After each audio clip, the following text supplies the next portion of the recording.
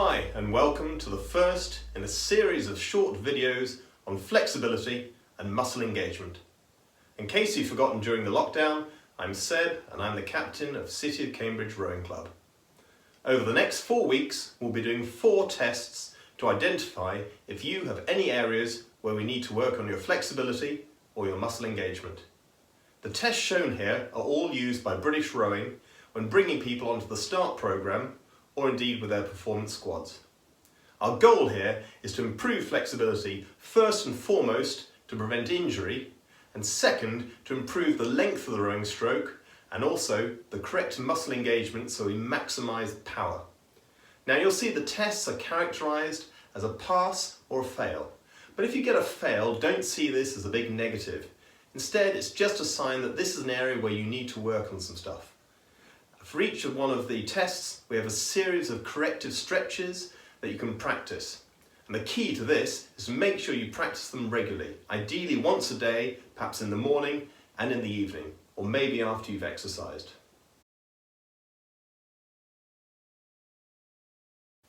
The first assessment that we're going to do is making a hip hinge.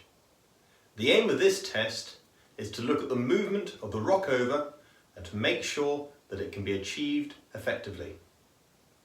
Start off by ideally getting someone to watch you so they can look at your body movement, or maybe you could set up your phone and film yourself so that you could review the footage later.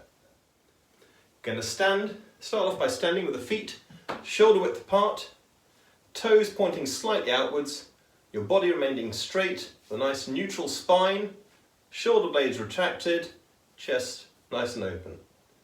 We'll start off by rocking forward from the hips, as if we had a pin driven through us there, as far as you can until you reach a 90-degree angle, or the back is actually flat and parallel with the floor, like this.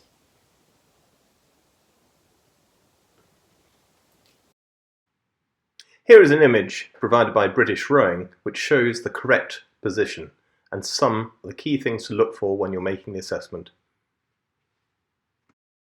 This image shows a couple of common faults. In the first example, the rower is able to bend over but not make a full 90-degree angle. In the second, you can see that the bend is partly coming from the lumbar spine and is not a true hip hinge. One of the other ways in which we can check our hip hinge is by putting a finger and a thumb on the base of the back, and as we bend over, seeing if the finger and thumb are pulled apart.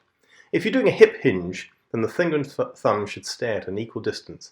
However, if you find you're bending your lumbar spine, then the finger and thumb will start to move apart.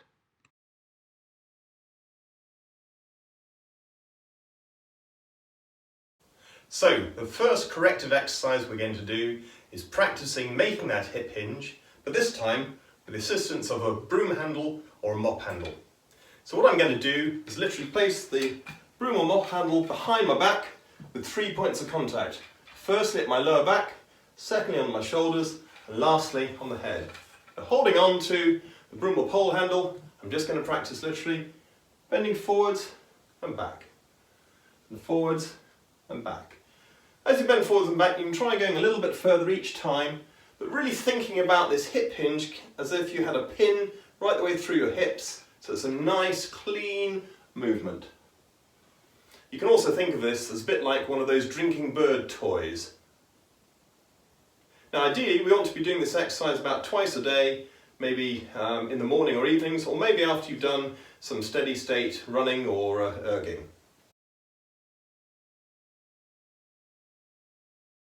First of all, the easiest one, the hamstring stretch. So what I've got here in front of me is a chair or stool. I'm just literally going to put one leg on it and then looking forward, and just bending, and feel that stretch on the hamstring here. Make sure you're engaging the core and we're just stretching it out, so you should feel the hamstring stretch there. I'm going to move into a stretch position, hold it for about 30 seconds, and see if we can go a bit further on that stretch.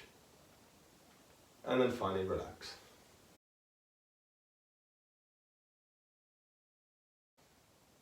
So, the second stretch that we're going to work on is a glute stretch. For this, we're going to get on the floor, we're going to look to put one leg forward at 90 degrees to the body, I'm then going to get into a sort of press up position, back leg stretched back, knee off the floor, then I'm looking to push down, feeling a stretch along the glute, getting out the position where I can really feel the stretch, then holding it there for about 30 seconds. Once I've held it for a while, I just try and push a bit further and getting a further stretch. And that's a glute stretch.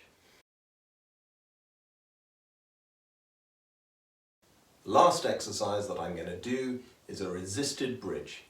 To do this, I'm going to get in a lying down position, my knees bent, hands behind the side, bracing my feet down against the floor.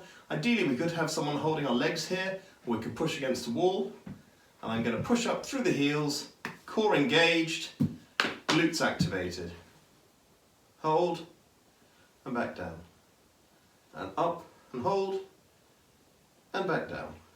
Repeat this about 20 times, morning and evening. So that completes the first of these series of videos.